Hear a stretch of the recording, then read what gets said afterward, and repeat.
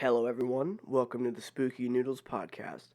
Today we're going to be covering the story of SCP-087, also known as the Stairwell.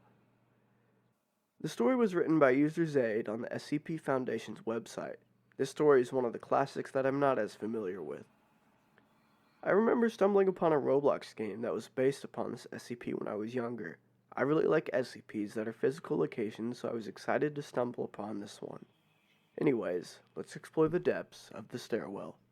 Item number SCP-087. Object Class Euclid. Special Containment Procedures. SCP-087 is located on the campus of... The doorway leading to SCP-087 is constructed of reinforced steel with an electro-release lock mechanism. It has been designed to resemble a janitorial closet consistent with the design of the building. The lock mechanism on the doorknob will not release unless bolts are applied in conjunction with counterclockwise rotation of the key.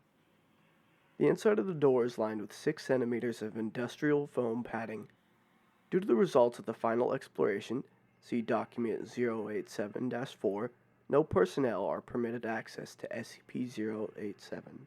Description: SCP-087 is an unlit platform staircase. Stairs descend on a 38-degree angle for 13 steps before reaching a semicircular platform of approximately 3 meters in diameter. Descent direction rotates 180 degrees at each platform. The design of SCP-087 limits subjects to a visual range of approximately 1.5 flights. A light source is required for any subjects exploring SCP-087 as there are no lighting fixtures or windows present. Lighting sources brighter than 75 watts have shown to be ineffective as SCP-087 seems to absorb excess light. Subjects report and audio recordings confirm the distress vocalizations from what is presumed to be a child between the ages of and. The source of the distress calls is estimated to be located approximately 200 meters below the initial platform. However, any attempts to descend the staircase have failed to bring subjects closer to the source. The depth of descent calculated from Exploration 4, the longest exploration, is shown to be far beyond both the possible structure of both the building and geological surroundings. At this time, it is unknown if SCP-087 has an endpoint. SCP-087 has undergone 4 video-recorded explorations by Class D personnel. Each subject conducting an exploration has encountered SCP-087-1, which appears as a face with no visible pupils, nostrils, or mouth. The nature of SCP-087-1 is entirely unclear, but it has been determined that it is not the source of the bleeding. Subjects exhibit feelings of intense paranoia and fear when faced with SCP-087-1, but it is undetermined whether said feelings are abnormal or simply natural reactions. Addendum: over a period of 2 weeks following Exploration 4, several members of the staff and students from the campus reported knocking at a variable rate of 1 to 2 seconds per knock coming from the interior of SCP-087.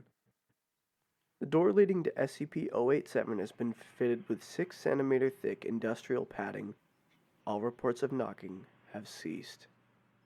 I think that most people would concur that at some point in their life they have 1. Been afraid of the dark, and 2. Ran in terror after turning off the lights. This SCP is the literal manifestation of that. I like to think that was the inspiration behind the story. The unfortunate part of this is that in the Infinite Stairwell, there are actually other entities chasing you. There are 2 games that explore the staircase.